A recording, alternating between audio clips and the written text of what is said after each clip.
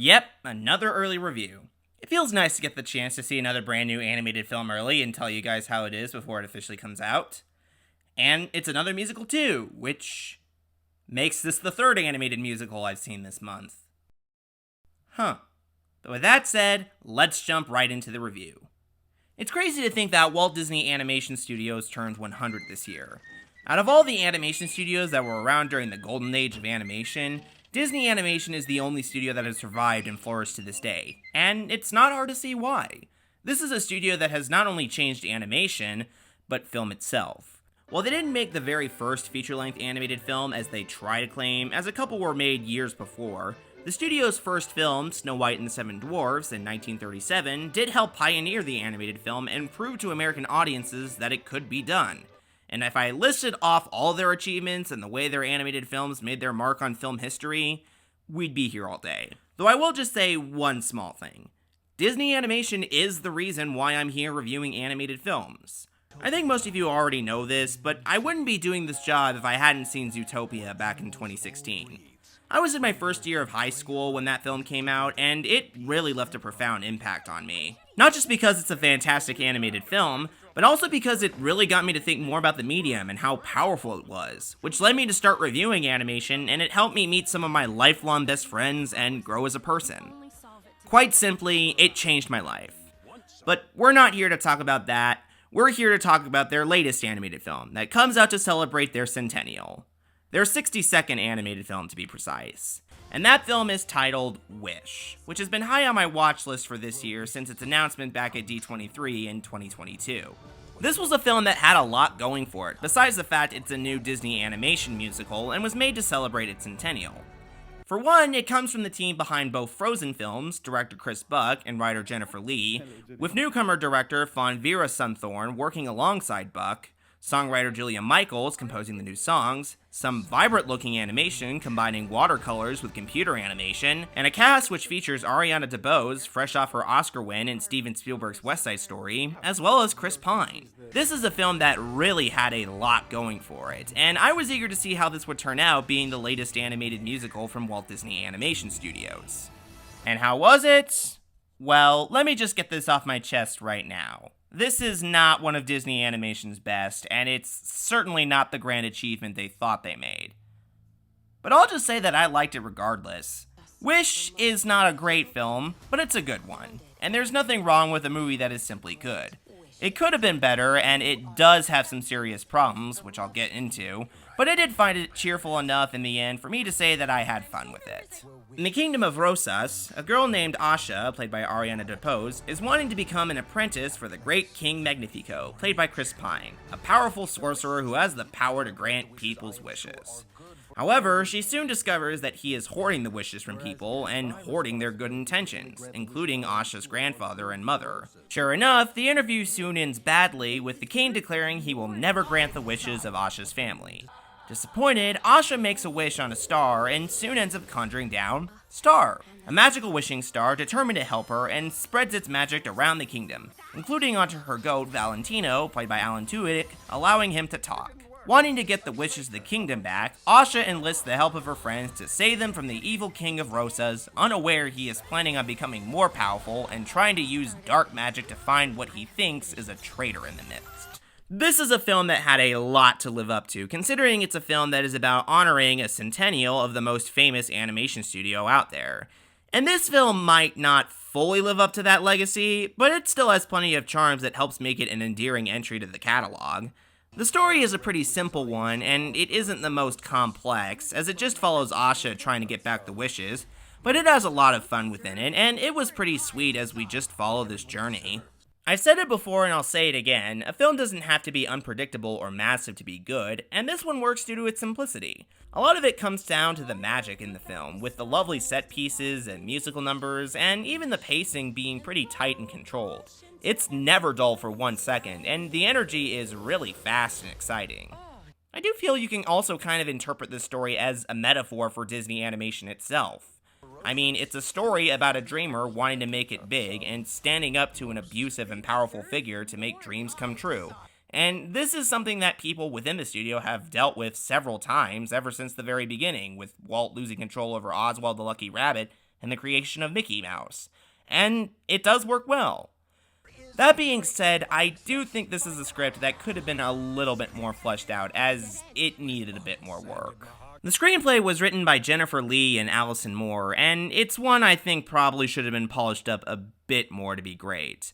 A lot of it comes down to the characters, which I'll get to in a bit, but another reason why is this film really has a lot of Easter eggs and callbacks to earlier Disney animation films, and it gets old after a while. If you've seen Die Another Day, where it had so many obvious Easter eggs from earlier James Bond films because it was Bond's 20th film, and it got old after a while, that's what the Easter eggs in Wish is like. Like, it was fine in the first act, as it was a bit subtle and not on the nose, but then it got to be too much.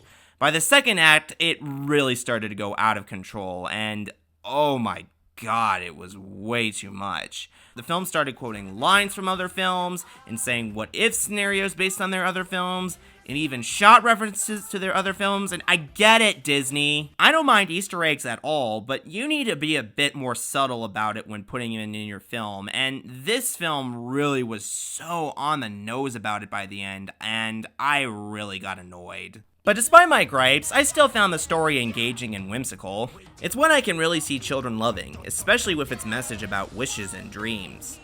As far as the animation goes, it's really lovely. While it doesn't go as far down the stylistic rabbit hole as, say, Spider-Verse or Mutant Mayhem, there is still some charm to be found here, particularly with the backgrounds.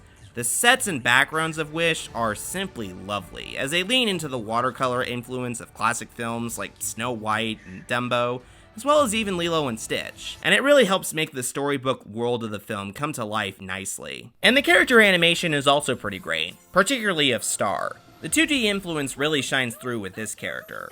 I also thought the effects animation was quite great too, with the 2D sparkles and smoke. It really is dazzling to watch. Speaking of dazzling to watch, let's talk about the characters, with the standout being the villain. People have been waiting for Disney to make a great classic villain that isn't a twist villain, and I'll say that King Magnifico delivers.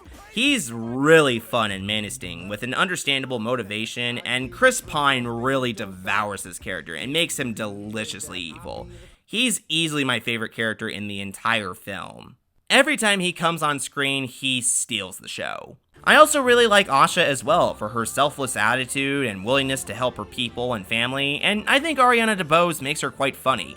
Star is also especially adorable, and he has some genuinely cute moments. However, the supporting characters needed a little bit of work. Most of these characters were pretty underdeveloped and didn't have a whole lot of personality, particularly Asha's friends, whom are only noteworthy because they're based on the Seven Dwarfs. Like, there's one that looks like Doc, there's one that looks like Bashful, there's one that looks like Sleepy, and Sneezy, and Grumpy, and Happy, and Dopey, and there's just nothing that's really noteworthy about them except that they look and act like the Seven Dwarfs. The only one of them that's given a little bit of interesting things is Simon, which is the Sleepy counterpart, but even then, I don't think it was as well executed as it could be. And it makes things worse because in Snow White, the Seven Dwarfs were a lot of fun, and they had tons of personality outside their names. These characters didn't have much about them apart from looking and acting like the dwarves. Disney seriously really needed to flesh these characters out further and make them a bit more distinct. I also wasn't that big a fan of Valentino either, as I didn't find him all that funny. I like Disney's comic relief characters, and I even like Alan Tudyk, and his Patrick Stewart impression is funny for a bit, but it does wear out its welcome fast, and he isn't given a whole lot of funny things to say. Oh, good find, Valentino. My butt found it. Yeah, I wish they kind of kept him silent throughout the film. It would have made him a little bit more tolerable. But then there are the songs, and I will just say I really liked most of them. If I had to pick my favorites, I would say the opening number of the film, Welcome to Rosas, the villain song, This Is the Thanks I Get, and the scene stealer, This Wish. They're really well written, they're very catchy, and they're also beautifully sung, mainly by DeBose and Pine. So yeah, I think that sums it up. Is Wish the best Disney animation film and the massive spectacle they made it out to be? No. But is it a good little film from them and overall a nice tribute to their legacy? Yeah, I'd say so. While its script needed another pass due to the overabundance of Easter eggs and some of the underdeveloped characters, the film worked for me for its fun and sweet little story, lovely animation, a good hero and villain, and some good songs. Even if this isn't the most amazing animated film from Disney, and it could have been way better, I do think it's worth watching if you're curious, since it's a fun and nice little treat for the Thanksgiving season.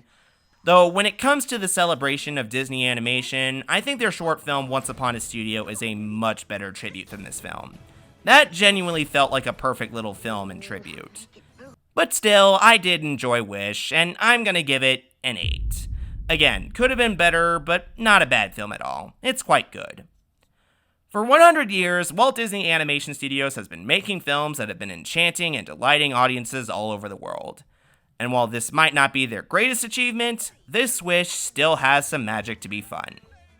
Your wings can fly, but your voices can!